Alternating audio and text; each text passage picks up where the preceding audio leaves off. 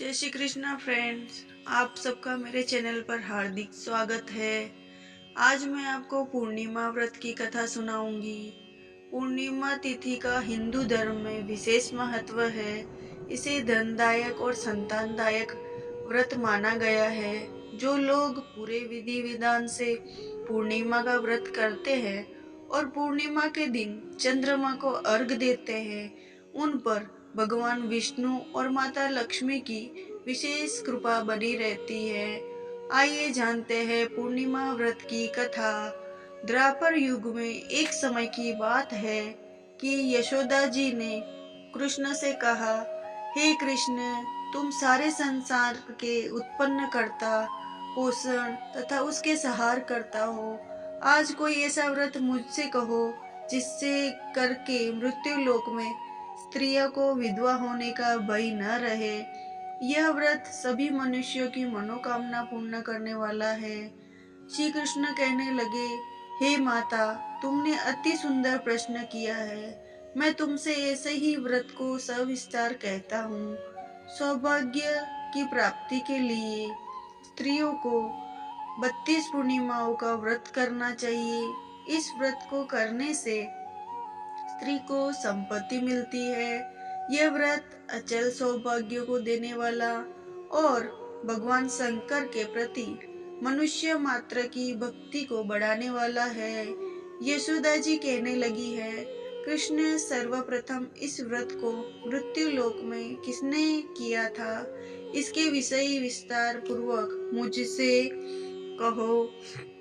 कृष्ण जी कहने लगे कि इस भूमंडल पर एक अत्यंत प्रसिद्ध राजा चंद्रहास से पालित अनेक प्रकार के रत्नों से परिपूर्ण कातिका नाम की एक नगरी थी।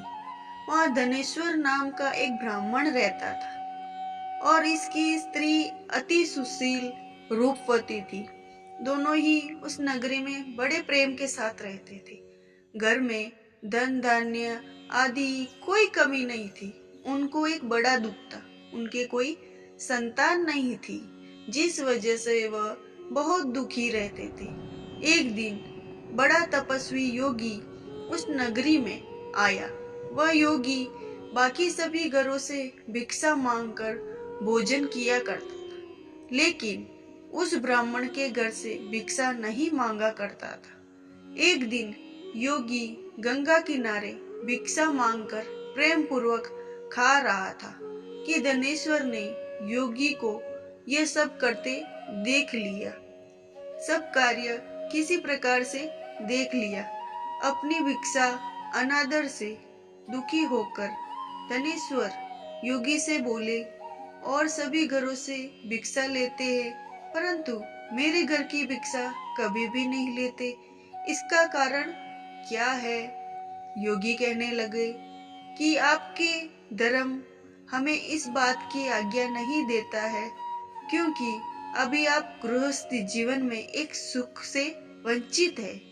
आपके घर में संतान होने पर मैं आपके घर से भिक्षा स्वीकार करूंगा। उन्होंने कहा, जिसे संतान नहीं है उसके घर से भिक्षा लेने से मेरे भी पतित हो जाने का भय रहता है।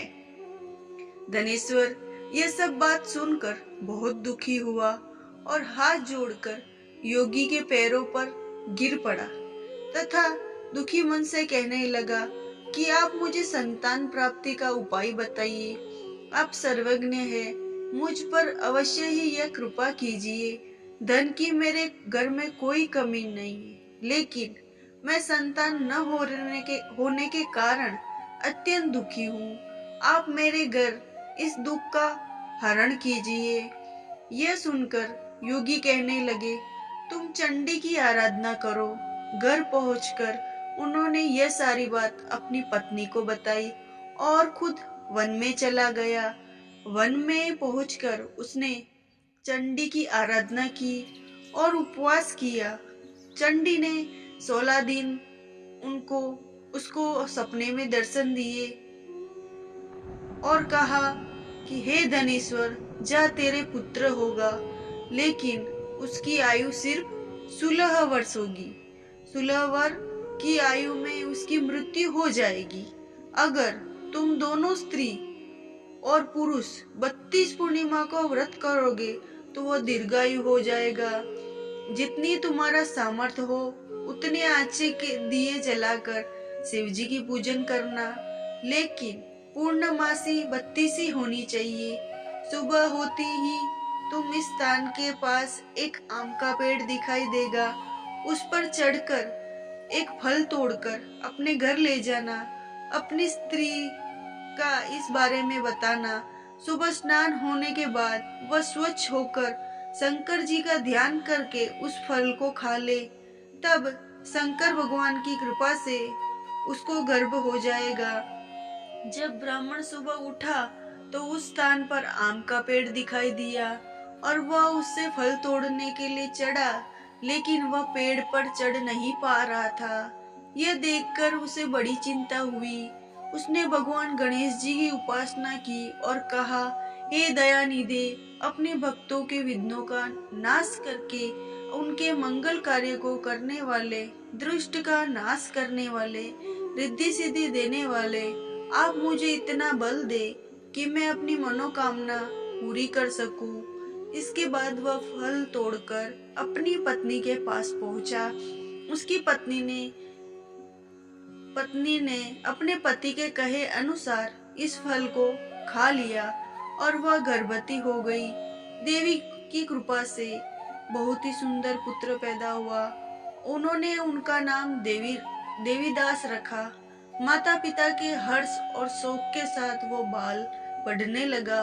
भगवान की कृपा से बालक बहुत ही सुंदर था, सुशील और पढ़ाई लिखाई में बहुत ही निपुण था। दुर्गा जी के कथा अनुसार उसकी माता से 32 पूर्णमासी का व्रत रखा। जैसे ही 16वां वर्ग लगा, दोनों पति पत्नी बहुत दुखी हुए, कहीं उनके पुत्र की मृत्यु न हो जाए। उन्होंने सोचा कि अगर उनके सामने यह सब हुआ तो वह कैसा देख पाएंगे। तभी उन्होंने देवीदास के मामा को बुलाया और 1 वर्ष के लिए देवीदास को काशी बढ़ने के लिए भेज दिया। 1 वर्ष के बाद उसे वापस लेकर आ जाना। देवीदास अपने माता पिता के साथ एक घोड़े पर सवार होकर चल दिया। उसके मामा को भी ये बात पता नहीं था। दोनों पति 32 पूर्णमासी का व्रत पूरा किया। दूसरी तरफ मामा और भांजा दोनों रात गुजारने के लिए एक रास्ते में एक गांव में रुके।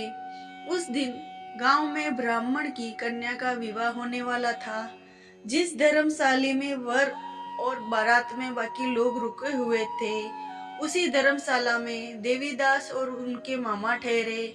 उधर कन्या को तेल आदि चढ़ने के बाद जब लगन का समय आया तो वर की तबीयत खराब हो गई।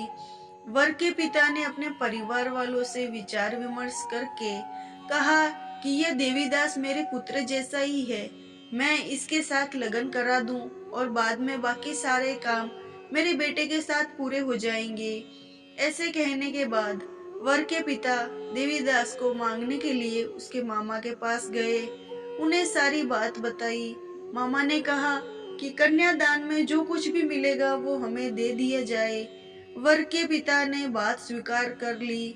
इसके बाद देवीदास का विवाह कन्या के साथ संपन्न हो गया। इसके बाद अपनी पत्नी के साथ भोजन न कर सका और मन में विचार करने लगा कि न जाने किसकी पत्नी होगी। ये सोचकर उसकी आंखों में आंसू आ गए। तब वधू ने पूछा, क्या बात है, आप उदास क्यों हो? तब उसने सारी बातें अपनी पत्नी को बता दी। तब कन्या कहने लगी, यह ब्रह्म विवाद के विपरीत है। आप ही मेरे पति हैं, मैं आपकी पत्नी रहूंगी, किसी अन्य की कभी नहीं। तब देवीदास ने कहा, ऐसा मत करिए, क्योंकि मेरी आयु बहुत कम है, मेरे बाद आपका क्या होगा? लेकिन उसकी पत्नी नहीं मानी और बोली, स्वामी आप भोजन कीजिए। दोनों रात में सोने के लिए चले गए। सुबह देवीदास ने पत्नी को 4 नंगों से जड़ी एक अंगूठी दी और एक रुमाल दिया और बोला कि हे प्रिय, इसे लो और संकेत समझकर स्थिर चित्त हो जाओ। मेरे मरण और जानने के लिए एक पुष्प वाटिका बना लो, उसमें सुगंधित वाली एक नव मल्लिका लगा लो, उसको प्रतिदिन जल से सींचा करें, आनंद के साथ खेल कूदो। जिस समय और जिस दिन मेरा प्राणांत होगा, उस दिन यह फूल सूख जाएंगे। जब यह फिर से हरे हो जाए, जान लेना मैं जीवित हूँ। ये समझकर वहां से चला गया। इसके बाद जब वर और बाकी बाराती मंडप में आए तो कन्या ने उसे देखकर कहा कि मेरा पति नहीं है, मेरे पति वह है जिनके साथ मैं रात में विवाद हुआ है। इसके साथ मेरा विवाह नहीं हुआ है। अगर यह वही है तो बताइए, अगर यही वो है तो बताइए कि मैंने किस इसके क्या दिया है। साथ कन्यादान के समय आभूषण मिले, उन्हें दिखाइए। कन्या की ये सारी बातें सुनकर वह कहने लगा कि मैं सब नहीं जानता हूँ। इसके बाद बारात अपमानित होकर लौट गई। भगवान कृष्ण बोले, हे माता, इस प्रकार देवीदास काशी चला गया। कुछ समय जब बीत गया तो एक सर्प उसको डसने के लिए वहां आया, लेकिन वह उसको काट नहीं पाया क्योंकि उसकी माता ने पहली ही 32 पूर्णिमा का व्रत कर लिए थे। इसके बाद खुद काल वहां पहुंचा भगवान की कृपा से। तभी वहां माता पार्वती और भगवान गणेश आ गए। देवीदास को मूर्छित दशा में देखकर माता पार्वती ने भगवान शिव से प्रार्थना की, महाराज, इस बालक की माता ने पहले ही 32 पूर्णिमा के व्रत कर लिए हैं, आप इसको प्राण दे। भगवान शिव ने माता पार्वती के कहने पर उसे प्राण दे दिया। उधर उसकी पत्नी उसके काल की प्रतीक्षा कर रही थी। उसकी पत्नी ने जाकर देखा कि पुष्प और पत्र दोनों ही नहीं हैं, तो उसको बहुत आश्चर्य हुआ। और जब उसने देखा कि पुष्प वाटिका फिर से हरी भरी हो गई है, तो वह समझ गई उसका पति जिंदा हो गया है। इसके बाद वह बहुत ही प्रसन्न होकर अपने पिता से कहने लगी, मेरे पति जीवित है, उनको ढूंढिए। जब 16वां वर्ष व्यतीत हो गया, देवीदास भी अपने मामा के साथ काशी चल दिया। इधर उसकी पत्नी के परिवार वाले उन्हें ढूंढने के लिए जा ही रहे थे। उन्होंने देखा कि देवीदास और उसके मामा उधर ही आ रहे हैं।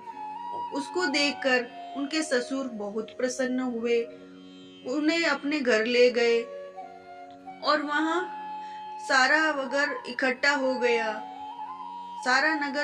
हो गया और कन्या ने भी उसे पहचान लिया। देवीदास ने इसके बाद अपनी पत्नी और मामा को लेकर वहां से चल दिए। उसके ससुर भी उसे बहुत धन और दहेज दिया।